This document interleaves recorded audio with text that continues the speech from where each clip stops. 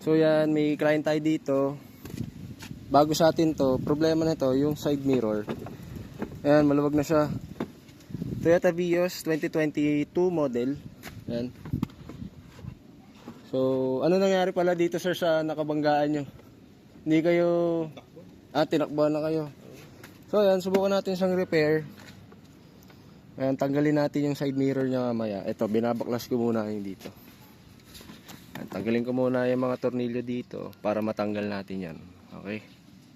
So ito na, nabaklas na natin yung side mirror niya. Ito, hawak ko na ngayon. Tanggal ko na yung salamin. Pinaklas din natin tong side door panel niya. So ayan, buksan ko lang to para ma-check natin. So ito, napansin ko dito, yan na, yun na nga yung may basag sa kanya. Yung naglalak dito. Ayan. So, check natin kung gaano kalaki yung basag. So ito, ang naging sira pala nito, yung pinaka naglalak dito, yung plastic niya, na basag na. So kanina nung binaklas ko, hindi na rin namin nakita. So kung didikit nyo siya lang ng ng mighty band, wala rin mangyayari, mababasag at mababasag pa rin yan eh. So ito na siya, ginawa natin.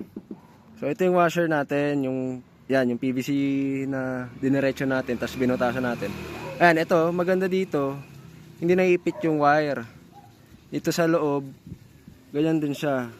Nilagyan din natin ang bungi doon para hindi maipit tong wire na to. Tapos yung hose, doon na natin nilagay.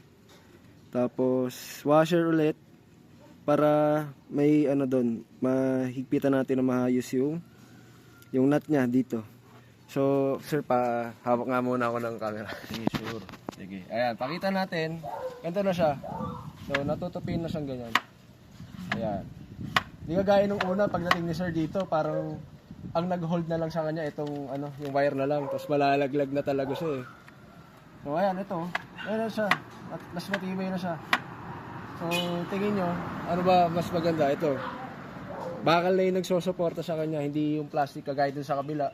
So, mangyayari, pag nabasag yung kabila, sir, ito gawin natin sa kabila. Ganyan na rin, no? Oo, mas matibay na to, bakal na siya. So, ayan. So, ayan.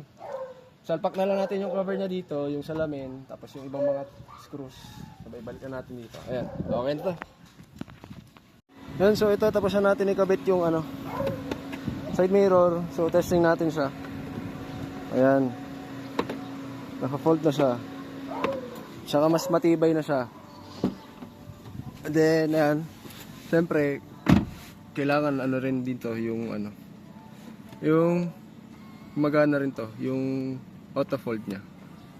Or itong controls niya dito sa set ng ng salamin. Yan, working naman siya. So yun, sa mga interested and gusto magpakabit ng mga ganyan or magpa-repair, yan, nagre-repair na din tayo ng ganyan. Hindi lang tayo sa Android head unit and mga accessories.